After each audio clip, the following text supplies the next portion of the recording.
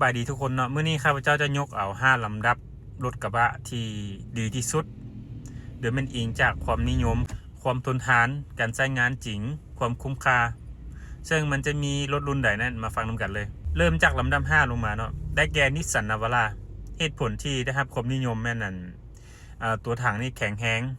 ทนทานขับขี่ดีสามารถบรรทุกได้เป็นรุ่นที่ว่าคุ้มค่ากับการใช้งานถึงว่าขายรถเป็นรถมือสองนี่ราคาจะตกกว่าคู่แข่งนิสสันนาวาร่านี่เป็นรถที่เหมาะสำหรับการบรรทุกเนาะบรรทุกนักเสาให้เสาสวนงานก่อสร้างทั่วไปลำดับที่4ได้แก่มิซูบิชิไททันเนาะเหตุผลที่ได้รับความนิยมก็คือจักรรุ่นใหม่นี่ถือว่าประหยัดน้ำมันหลายเนาะขับขี่นุ่มสบายอะไรก็เริ่มมีหลายเนาะการซ่อมแปลงกับบ่ยุ่งยากหลายแต่ว่าราคานี่ถือว่าราคามือสองนี่อยากตกเนาะเหมาะสำหรับคนที่เริ่มต้นอาชีพใหม่มีงบจำกัดแล้วก็งานใช้งานทั่วไปเนาะลำดับที่3ได้แก่ Ford Ranger เนาะเหตุผลที่นิยมก็คือเป็นรถที่มีจักรแหงทรงล่างดีขับขี่นุ่มกระบะ Ford เธอมีหลายรุ่นเนาะที่ว่าสามารถเอาไปดัดแปลง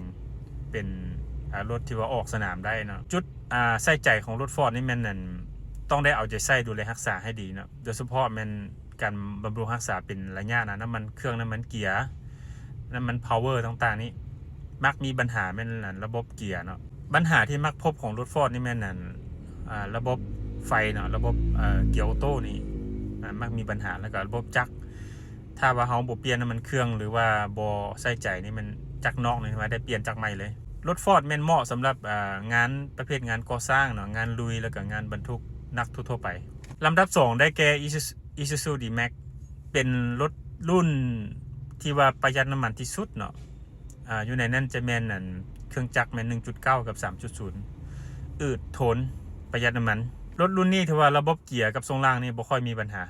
แล่นทั้งไกลได้เนาะขนของหนักได้ถือว่าเป็นรถใช้งานทั่วไปได้มาฮอดลำดับที่1เนาะได้แก่ Toyota Vigo กับ Revo เนาะถือว่าเป็นรถที่มีความทนทานที่สุดจักรอืดทนเนาะเหมาะกับทุกสภาพเส้นทางบ้านเฮาน้ำมัน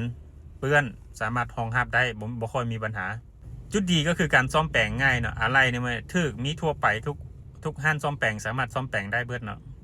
นอกจากนั้นเขาขายเป็นรถมือสองก็ได้ราคาดีอีกซึ่งว่าเหมาะสำหรับงานที่ว่าใช้บรรทุกหนักเนาะแล่นทั้งไกลหรือว่าใช้รับใช้เสาให้เสาสวนทั่วไปที่ว่าใช้ได้หมดสำหรับข้อมูลอ้างอิงนี่มันเอามาจากบทรายงานของ IC Cars ปี 2024 เนาะแล้วก็มาจากบทวิจัยของ JD Power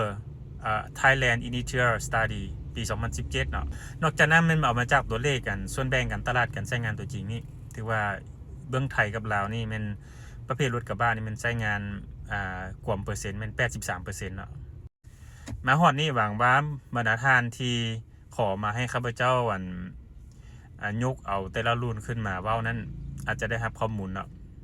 สำหรับคลิปนี้มันจบเพียงเท่านี้เนาะพบกันใหม่คลิปหน้า